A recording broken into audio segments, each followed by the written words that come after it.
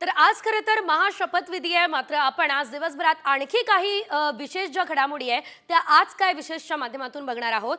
आज दिवसभरात आपण पाहतोय पहिली बातमी ती म्हणजे मंत्रिमंडळ विस्तारासंदर्भातली आहे।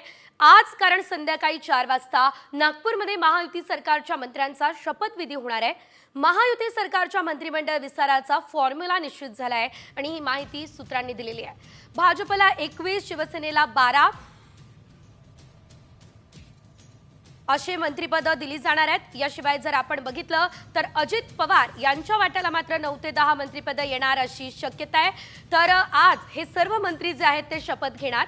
तर दुसरी बातमी आपण बघतोय फडणवीसांच्या जंगी स्वागताची आहे। मुख्यमंत्री झाल्यानंतर आज पहिल्यांदा देवेंद्र फडणवीस नागपूरमध्ये दाखल होत आहे आणि त्यामुळे नागपूरमध्ये त्यांचं जंगी स्वागत केलं जात आहे। स्वागताची तयारी पूर्ण झालेली आहे। Grand master of Maharashtra politics हा बॅनर सगळ्यांचं लक्ष वेधतोय।